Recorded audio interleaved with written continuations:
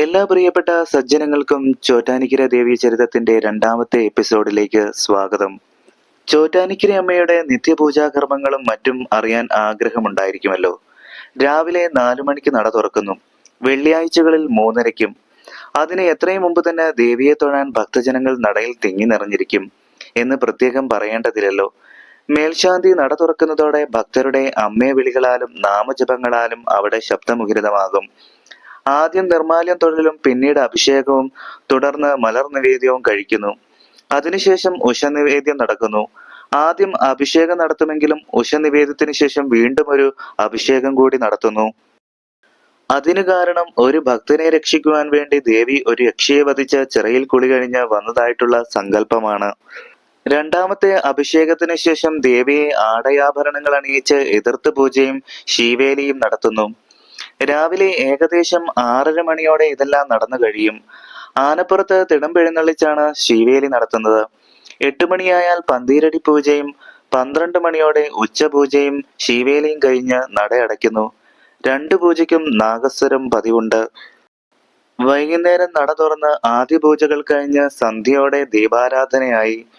ആടയാഭരണങ്ങൾ ചാർത്തി സർവാഭരണ വിഭൂഷിതയായിട്ടുള്ള ദേവിയെ ദർശിക്കാൻ ആയിരക്കണക്കിന് ഭക്തജനങ്ങൾ തിക്കിത്തിരക്കുന്നു. ആ ദർശനം ഏതൊരു ഭക്തനെയും ആനന്ദത്തിൽ ആറാടിക്കുക തന്നെ ചെയ്യും. സർവാഭരണ വിഭൂഷിതയായ ദേവിയെ ദർശിക്കേണ്ടത് തന്നെയാണ്. രാത്രി 8 മണി കഴിഞ്ഞാൽ അത്താഴ പൂജയും ശിവേലിയുമായി. പിന്നെ നടയടയ്ക്കുന്നു. പിന്നീട് മേൽശാന്തി കീഴ്ക്കാവിലേക്ക് ഗുരുതിക്കായി പോകുന്നു. ഉദ്ദേശം 9 മണിക്കും 10 മണിക്കും ഇടയിലായിരിക്കും ഗുരുതി നടക്കുന്നത്. ഏരൂർ പുലിയന്നൂർ തന്ത്രി നമ്പൂതിരിപ്പാടാണ് ഇവിടുത്തെ തന്ത്രിമാർ. വടക്കുംനാഥ ക്ഷേത്രത്തിലെ തന്ത്രി എളവള്ളി പുലിയന്നൂർ തന്ത്രിമാരും ഈ ക്ഷേത്രത്തിൽ ഒന്നിടവിട്ട കൊല്ലങ്ങളിൽ താന്ത്രിക വൃത്തി ചെയ്തു പോരുന്നു. എമ്പ്രാന്തിമാരും തന്ത്രിമാരുമാണ് ഇവിടുത്തെ ശാന്തിക്കാർ. ചോറ്റാനിക്കര ദേവിയുടെ ചൈതന്യം ഏറെ വർദ്ധിപ്പിക്കുവാൻ ഉപാസിച്ചിട്ടുള്ളൊരു മേൽശാന്തിയായിരുന്നു ചെമ്മങ്ങാട്ട് നമ്പൂതിരി. അദ്ദേഹം ചോറ്റാനിക്കര ദേവിയുടെ പ്രത്യേക അനുഗ്രഹത്തിന് പാത്രമായിരുന്നു. മാത്രമല്ല അദ്ദേഹം സ്വന്തമായ കർമാദികളാൽ ദേവിയുടെ ചൈതന്യം വർദ്ധിപ്പിക്കുവാൻ വേണ്ടവിധം ശ്രമിക്കുകയും ചെയ്തു. എല്ലാവിധ മന്ത്രതന്ത്രാദികളിലും അദ്ദേഹം അതീവ നിപുണനായിരുന്നു. അദ്ദേഹം കുറെ കാലം ചോറ്റാനിക്കര ദേവി ക്ഷേത്രത്തിലെ മേൽശാന്തിയായിരുന്നു. ഒരു വെള്ളിയാഴ്ച ദിവസം പാതിരാത്രിയിൽ അദ്ദേഹത്തിന് സ്വപ്നത്തിൽ ദേവീ ദർശനമുണ്ടായി. ചിലമ്പിന്റെയും വളയുടെയും ശബ്ദത്തോടെ ഏതോ സുന്ദരി അദ്ദേഹത്തിന്റെ മുമ്പിൽ നിൽക്കുന്നു. ആഭരണം കിലുങ്ങുന്ന ശബ്ദം കേട്ട് അദ്ദേഹം ഞെട്ടി ഉണർന്നെങ്കിലും ഒന്നും കാണാൻ സാധിച്ചില്ല. പിന്നെയും ഉറങ്ങാൻ ശ്രമിച്ചെങ്കിലും വീണ്ടും ആഭരണങ്ങളുടെ കിലുക്കം. അദ്ദേഹം വല്ലാണ്ട് അസ്വസ്ഥനായി. അദ്ദേഹത്തിന്റെ മനസ്സിൽ ദേവിയുടെ മുഖബിംബം പ്രതിബിംബിച്ചു തുടങ്ങി. അദ്ദേഹം ദേവിയെ സ്മരിച്ചുകൊണ്ട് ഉറങ്ങാൻ തുടങ്ങി. അപ്പോൾ തന്റെ ധ്യാനത്തിലുള്ള ദേവി ധ്യാന രൂപത്തിൽ ചിലങ്കസ്വരത്തോടെ നടക്കുന്നത് അദ്ദേഹം കണ്ടു. അപ്പോൾ അദ്ദേഹത്തോട് ദേവി ഇപ്രകാരം പറഞ്ഞു: അങ്ങയുടെ മന്ത്രങ്ങളൊക്കെ എനിക്ക് ഇഷ്ടപ്പെട്ടു. തന്ത്രങ്ങൾ പോരാ. വേദോക്ത രീതിയിലുള്ള മുറയഭിഷേകമാണ് ഞാൻ ആഗ്രഹിക്കുന്നത്. കഴിവുള്ള അങ്ങ് നാളെ മുതൽ തന്നെ മുറയഭിഷേകം ആരംഭിക്കുക. ഞെട്ടിയുണർന്ന അദ്ദേഹത്തിന് തന്റെ മുമ്പിൽ ഒന്നും തന്നെ കാണാൻ സാധിച്ചില്ല. സ്വപ്നത്തിൽ കണ്ട കാര്യങ്ങൾ ദേവിയുടെ കൽപ്പന തന്നെയാണെന്ന വിശ്വാസം അദ്ദേഹത്തിൽ ഉണ്ടായി. അതുപ്രകാരം പിറ്റേ ദിവസം മുതൽ അദ്ദേഹം മുറയഭിഷേകം ആരംഭിച്ചു. അതോടെ ദേവി സാന്നിധ്യവും വർദ്ധിക്കുവാൻ തുടങ്ങി. ദേവി സാന്നിധ്യം വർദ്ധിച്ചതിനൊപ്പം തന്നെ ചെമ്മങ്ങാട്ട് നമ്പൂതിരി കൂടുതൽ ശുദ്ധനും ഭക്തനുമായി തീർന്നു. ദേവീ ചൈതന്യം ചോറ്റാനിക്കരയിൽ വർദ്ധിക്കുകയും അതിലൂടെ കൂടുതൽ സാത്വികനായി തീർന്ന ചെമ്മങ്ങാട്ട് നമ്പൂതിരിയുടെ മുമ്പിൽ ദേവി വീണ്ടും പ്രത്യക്ഷപ്പെട്ടു. അന്ന് മൂർത്തി സ്വരൂപവും മൂലമന്ത്രത്തിന്റെ ബീജാക്ഷരവും ദേവി തന്നെ നമ്പൂതിരിക്ക് ഉപദേശിച്ചു കൊടുത്തു. ഭക്തജനങ്ങൾ ദ്വാദക്ഷാക്ഷര മന്ത്രം കൊണ്ടും ശ്യാമളദണ്ഡകം കൊണ്ടും ലളിതാ സഹസ്രനാമം കൊണ്ടും പഞ്ചാക്ഷര മന്ത്രം കൊണ്ടും തന്നെ സ്തുതിക്കുന്നത് ദേവിക്ക് അത്യധികം സന്തോഷകരമാണ് എന്ന കാര്യവും ദേവി നമ്പൂതിരിയെ ഓർമ്മിപ്പിച്ചു. ഈ വസ്തുതകളെല്ലാം തന്നെ ചെമ്മങ്ങാട്ട് നമ്പൂതിരി ഭക്തജനങ്ങളായ ഗ്രാമവാസികളെ അറിയിച്ചു. ഭക്തജനങ്ങൾ ദ്വാദക്ഷാക്ഷരി മന്ത്രത്താലും പഞ്ചാക്ഷര മന്ത്രത്താലും ലളിത സഹസ്രനാമ സ്തോത്രത്താലും ശ്യാമളാദണ്ഡകത്താലും ദേവിയെ സ്തുതിക്കാൻ തുടങ്ങിയതോടെ ദേവിക്ക് തന്റെ ശക്തി വർദ്ധിക്കുകയും ഭക്തന്മാരിൽ സന്തുഷ്ടരായി അവരുടെ പ്രാർത്ഥന കൈക്കൊണ്ട് ഭക്തന്മാർക്ക് ഉത്തമങ്ങളായ ഫലങ്ങളും നൽകാൻ തുടങ്ങി. ദേവീ പ്രാർത്ഥനയാൽ അഭീഷ്ടസിദ്ധികൾ ലഭിച്ച ഭക്തന്മാർ ദേവിയുടെ മായാവിലാസങ്ങൾ ലോകമെമ്പാടും പറഞ്ഞു നടക്കുകയും അങ്ങനെ ദേവിയുടെ പെരുമ നാട്ടിലെങ്ങും പരക്കുകയും ചെയ്തു. ഇതിനെല്ലാം കാരണക്കാരനായി ചെമ്മങ്ങാട്ട് നമ്പൂതിരിയുടെ ഭക്തിയും പെരുമയും ഭക്തജനങ്ങൾക്കിടയിൽ സംസാര വിഷയമായി തീരുകയും അങ്ങനെ അദ്ദേഹത്തിന്റെ പെരുമ നാട്ടിലെങ്ങും പരക്കുകയും ചെയ്തു. ദേവീ സന്നിധിയിൽ വെച്ചും അല്ലാതെയും അദ്ദേഹം ഭൂതപ്രേതബാധകളെ ആവാഹിച്ചൊഴിപ്പിക്കുമായിരുന്നു.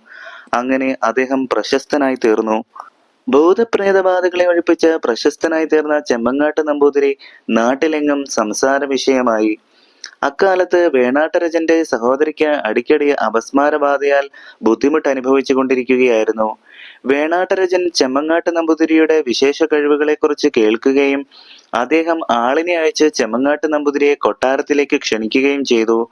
മാത്രമല്ല, നമ്പൂതിരിക്ക് അപസ്മാര രോഗം ശമിപ്പിക്കാൻ കഴിവുണ്ടോ എന്ന് അറിയുകയും വേണമായിരുന്നു. അതിനായി രാജാവ് ദൂതനെ അയച്ചു. ദൂതൻ നമ്പൂതിരിയെ കണ്ട കാര്യങ്ങൾ ധരിപ്പിച്ചു. അത്താഴപൂജയ്ക്ക് സമയമായതിനാൽ ദൂതനോട് ഉത്തരമൊന്നും പറയാതെ തന്നെ അദ്ദേഹം അത്താഴപൂജയ്ക്ക് അകത്ത് കയറി നടയടച്ചു.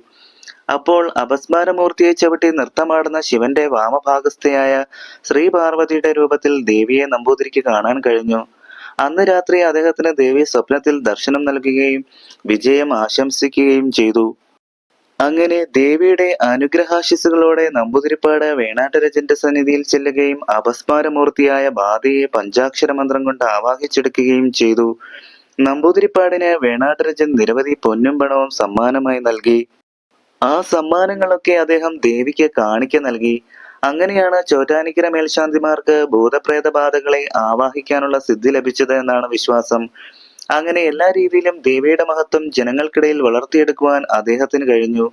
അദ്ദേഹത്തിന് മറ്റൊരവസരത്തിൽ ലക്ഷ്മി നാരായണ രൂപത്തിൽ ദേവി ദർശനം നൽകിയതായി പറയപ്പെടുന്നു. അമ്മേ നാരായണ, ലക്ഷ്മി നാരായണ എന്ന മന്ത്രജപത്താൽ ദേവിയെ സ്തുതിച്ച് ദേവീ ചൈതന്യം വർദ്ധിപ്പിച്ച ആ മഹാത്മാവ് ദേഹം ഉപേക്ഷിച്ച് ദേവിയിൽ തന്നെ വിലയം പ്രാപിച്ചു. ഭക്തവത്സലയായ ദേവി തന്നെ ആരാധിക്കുന്നവരെ ഒരിക്കലും നിരാശപ്പെടുത്താറില്ല. അഭീഷ്ടസിദ്ധിക്കായി അമ്മയെ ധ്യാനിച്ച് അമ്മയുടെ സന്നിധിയിൽ ഭജനം പാർക്കുന്ന ഏവർക്കും അവരുടെ ഇഷ്ടങ്ങൾ നിറവേറുക തന്നെ ചെയ്യും. അങ്ങനെ അഭീഷ്ടസിദ്ധി കൈവരുന്നത് കൊണ്ട് തന്നെയാണല്ലോ കാലം കഴിയുന്തോറും അമ്മയുടെ ഭക്തന്മാരുടെ എണ്ണം വർദ്ധിക്കുന്നതും ഭജനം പാർക്കാൻ എത്തുന്ന ഭക്തജനങ്ങളിൽ കാണുന്ന വർധനയും അതിനുദാഹരണമാണ്. അന്യമതക്കാർ പോലും ഇന്ന് അമ്മയുടെ ഭക്തന്മാരാണ്. രോഗബാധയും ബാധോപദ്രവവും മറ്റും അമ്മയുടെ സന്നിധിയിൽ ഭജനം പാർത്ത് കഴിയുമ്പോൾ തന്നെ വിട്ടുമാറുന്നത് നമുക്ക് മനസ്സിലാക്കാൻ സാധിക്കും.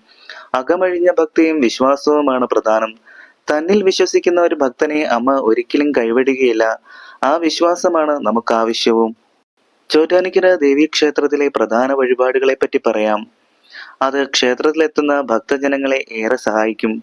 പുഷ്പാഞ്ജലി, ഗുരുതി പുഷ്പാഞ്ജലി, വിളക്ക്, ത്രിമധുരം, തട്ടം നിവേദ്യം, പായസ നിവേദ്യങ്ങൾ, പട്ട് ചാർത്തൽ, താലി ചാർത്തൽ, കാണിക്ക, ആൾ രൂപം, നടക്കി വയ്ക്കൽ, വിദ്യാമന്ത്രം, ഭാഗ്യസൂക്തം, ശത്രുസംഹാര പുഷ്പാഞ്ജലി, ഐക്യമത്യ സൂക്തം മുതലായവയും മറ്റും യോജിച്ചവയും നടത്തുന്നു. വിവാഹം, തുലാഭാരം, ചോറൂണ്, വിദ്യാരംഭം ഇവയും നടക്കുന്നു. കീഴ്ക്കാവിൽ സാധാരണയുള്ള വഴിപാടുകൾ കൂടാതെ ഗുരുതിയും നടക്കുന്നു.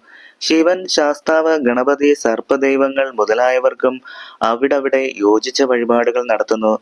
ചോറ്റാനിക്കരയിലെ നെയ്പായസം അമ്പലപ്പുഴയിലെ പാൽപായസം പോലെ പ്രശസ്തവും വിശിഷ്ടവുമാണ്. അത് രുചിപ്രദം മാത്രമല്ല, ബാഹ്യ ആഭ്യന്തര ശുദ്ധിയെ ചെയ്യുന്നു. ചോറ്റാനിക്കര ദേവീക്ഷേത്രത്തിൽ മറ്റു ക്ഷേത്രങ്ങളിൽ നിന്നും കാണാത്ത ചില പ്രത്യേകതകൾ ദർശിക്കാൻ സാധിക്കും. അവകൾ ചോറ്റാനിക്കര ദേവിയുടെ മഹത്വത്തെ 10 മടങ്ങ് വർദ്ധിപ്പിക്കുകയും ചെയ്യുന്നു. എല്ലാ ക്ഷേത്രങ്ങളിലും അഭിഷേകം ചെയ്യുന്ന ജലം വടക്ക് വശത്തുള്ള ഓവിൽ കൂടി പുറത്തേക്ക് ഒഴുകുകയാണ് പതിവ്. എന്നാൽ ചോറ്റാനിക്കര ദേവീക്ഷേത്രത്തിൽ എത്ര വെള്ളം കൊണ്ട് അഭിഷേകം നടത്തിയാലും അല്പം പോലും ജലം ഓവിൽ കൂടി പ്രവഹിക്കില്ല. ഇതൊരത്ഭുതം തന്നെയാണ്.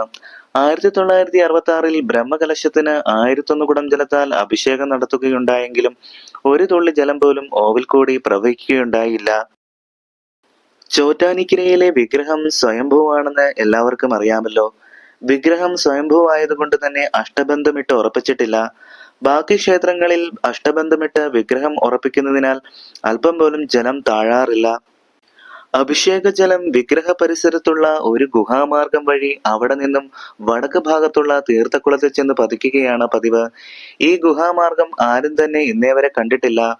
അഭിഷേക ജലം വന്നു ചേരുന്നത് കൊണ്ട് തന്നെ ആ കുളത്തെ തീർത്ഥക്കുളമായി സങ്കല്പിച്ച് ശുദ്ധിയോടും മലിനപ്പെടുത്താതെയും ഭക്തജനങ്ങൾ സംരക്ഷിച്ചു പോരുന്നു. ചോറ്റാനിക്കര ഭഗവതി ക്ഷേത്രത്തിൽ മറ്റൊരു പ്രത്യേകത കൂടിയുണ്ട്. അതായത് ക്ഷേത്രമതിൽക്കെട്ടിനുള്ളിൽ രാത്രികാലങ്ങളിൽ ആരും തന്നെ കിടന്നുറങ്ങിക്കൂടാ. അങ്ങനെ ആരെങ്കിലും ചെയ്താൽ ദുസ്വപ്നങ്ങൾ കൊണ്ടും ഭയപ്പാട് കൊണ്ടും കിടന്നുറങ്ങാൻ അവർക്ക് സാധിക്കില്ല. എന്നാൽ ഉത്സവകാലങ്ങളിൽ ഇത്തരം പ്രശ്നങ്ങൾ ഉണ്ടാകാറുമില്ല. എന്നാൽ മേൽശാന്തി, കഴകക്കാരൻ, കാവൽക്കാരൻ എന്നിവർക്ക് ഇത്തരം പ്രശ്നങ്ങൾ ഉണ്ടാകാറുമില്ല. അവർക്ക് ഏത് അർദ്ധരാത്രിയിലും എവിടെ വേണമെങ്കിലും കിടന്നുറങ്ങാം. അത്താഴപൂജ കഴിഞ്ഞ് നട അടച്ചു കഴിഞ്ഞാൽ അമ്പലത്തിൽ ഓട്ടുപാത്രങ്ങൾ ഒന്നും തന്നെ കണ്ടുകൂടാ എന്നൊരു നിയമം പണ്ടുകാലത്ത് ചോറ്റാനിക്കരയിൽ നിലനിന്നിരുന്നു. അങ്ങനെ ഏതെങ്കിലും പാത്രം അവശേഷിച്ചാൽ പിറ്റേ ദിവസം ആരോ ആ പാത്രങ്ങൾ തച്ചുടച്ചിട്ടിരിക്കുന്നതായി കാണാൻ സാധിക്കുമായിരുന്നു. അതുകൊണ്ട് ക്ഷേത്രമടയ്ക്കുമ്പോൾ ഓട്ടുപാത്രങ്ങളെല്ലാം കീഴ്ക്കാവിലേക്ക് കൊണ്ടുപോവുക പതിവായിരുന്നു. ഇത് വളരെയേറെ വിഷമതകൾ ഉണ്ടാക്കി. ഈ വിഷമതകൾ ഇല്ലാതാക്കുന്നതിന് വേണ്ടി അന്നത്തെ ശാന്തിക്കാരൻ ഒരു വിശേഷാൽ പായസം കൂടി പതിവായി നീതിച്ചു കൊള്ളാമെന്നും ഈ വിഷമത ഇല്ലാതാക്കണമെന്നും ദേവിയോട് പ്രാർത്ഥിച്ചു. ദേവി ആ പ്രാർത്ഥന കൈക്കൊണ്ടു. അതിന്റെ ഫലമായി ഓട്ടുപാത്രങ്ങൾ അമ്പലത്തിൽ തന്നെ സൂക്ഷിക്കാമെന്നായി. എല്ലാ പ്രിയപ്പെട്ട സജ്ജനങ്ങൾക്കും ചോറ്റാനിക്കരയമ്മയുടെ അനുഗ്രഹം ഉണ്ടാകട്ടെ എന്ന് പ്രാർത്ഥിച്ചുകൊണ്ട് നിർത്തുന്നു. നന്ദി, നമസ്കാരം.